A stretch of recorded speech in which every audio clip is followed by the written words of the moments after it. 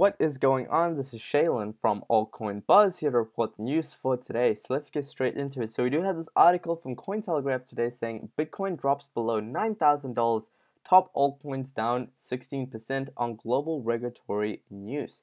So we are starting to see a lot of dip. A lot of people are seeing this as a massive buying opportunity. That's just the way I'm also looking at it.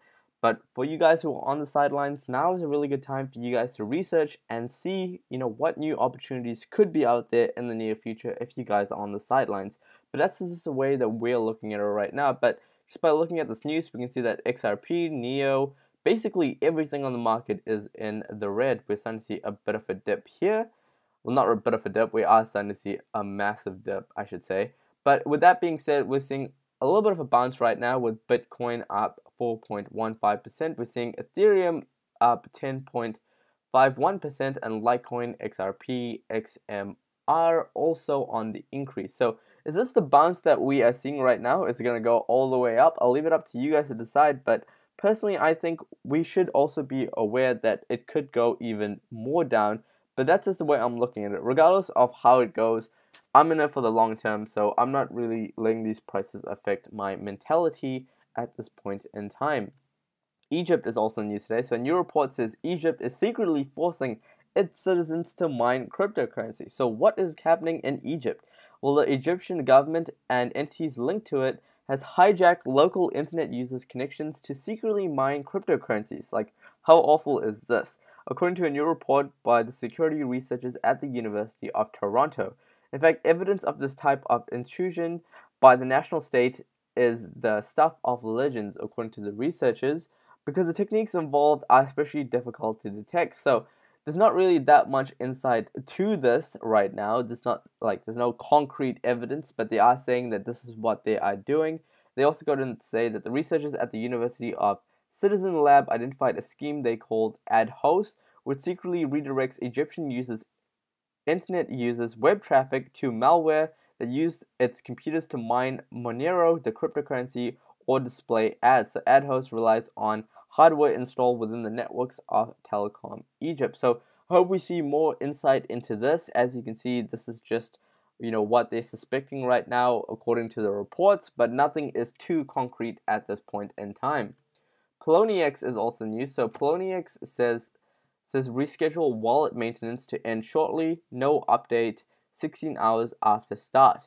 So the Poloniex crypto exchange tweeted that they will be undergoing scheduling maintenance for their wallet service on Thursday, 8th of March, which intended without comment from their company over the day. And you can see they tweet right now, they're going to say, we will be scheduling wallet maintenance at 12 p.m. EST. During this time, deposits and withdrawals will be impacted by some currencies, but some should be running again shortly after that. We'll give you guys an update once this is all sorted. So remember how we spoke about this in the news about Coincheck being hacked? Well, Hack Coincheck Exchange says that it will refund all of its users, resume trading next week, according to the CEO. So the hacked cryptocurrency exchange known as Coincheck will return stolen funds to all of its customers, and I'm so happy to report this news because I think if you put in all of your money into an exchange, they should also hold some bit of responsibility. They can't just only blame it, and say like, oh, we have limited liability just because you signed up and, you bought this. I'm really happy to see that they took the initiative and actually are rewarding the people with the money that they have lost during this hack. So this was announced on March the 8th, and this is according to a blog post quoted by Cointelegraph Japan. Coincheck, which lost 534 million in NEM tokens to hackers in January 2018, will also seek to reopen its services by the same times of this deadline. So really interested to see what is going to happen also with this. Are more people going to be trusting Coincheck because they're refunding all of their users? Is that going to install their trust? I don't know. I guess we're just going to have to wait and see as time goes on. PayPal, we've also spoken about it, about filing a blockchain patent. And according to this article, PayPal filed a patent to speed up crypto payments, but a Bitcoin dev argues that this patent already exists and this is already happening right now. So PayPal has filed a patent to speed up cryptocurrency transaction times by eliminating the verification time of payments, while Bitcoin expert argues that this has already been made possible through existing technologies in the cryptocurrency industry. So what is happening right now? I mean, this is absolutely crazy. So on March the 5th, 2008, Cointelegraph reported that PayPal has been filing a patent with the US Patent and Trademark Office for technology which is supposed to speed up the payment. But this developer goes on to say that sounds like PayPal is already trying to patent this, but this is already in place. You know, this was created in 2016 by a former Bitcoin marketplace known as Coincheck. So what is going to happen right now? Like, there's no real official word as to if PayPal is gonna, give away its patent or what is going to happen, but we'll be following the story really closely. PayPal is a giant in its industry, so I don't really believe that this is gonna really affect it in the grand scheme of things, especially with the amount of influence they have. But for them to file a patent that currently already exists, I'm really interested to see what is also going to happen with this. So we'll keep you guys updated with any new news that we get from any of these stories which we have mentioned. And let's head over to Twitter and let's see what new updates we have. So we do have this update from Dragon Chain today, and as you can see, happy to share Incubator Project Logan official launch of their MVP. So if you guys are interested in Dragon Chain, you guys can go ahead and check out this MVP, which is available on this tweet, and you guys can check it out right here.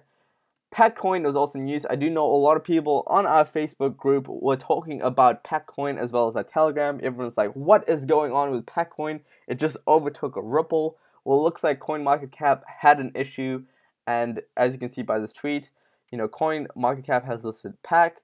We are currently on the 3rd. It appears that they're using the circulating numbers from old Pack. So as you can see, there was this error that they saw right here, and the market cap of Packcoin was like 33 billion, which is absolutely crazy. Well, it looks like that has finally been fixed. So if you head over to CoinMarketCap, you can see it's back at its position that it was before. So as you can see, they've said thanks CoinMarketCap for free marketing. People are asking about Pack now. I don't really know what to think about this, but I think that CoinMarketCap should definitely be more careful with how they actually present this, because this could really inflate the prices and people could be buying coins that really have no value. I'm not saying that Packcoin has no value, but I'm just saying they need to be really careful, because if they got like a coin with an extremely low supply at the very bottom and they put that on the top, you can just imagine what will happen. But finally everything has been put back into place. QuantStamps also has an update today. So our UI and UX developer Jackson putting the finishing touches of our web product. So finally good to see that QuantStamp is making some good progress.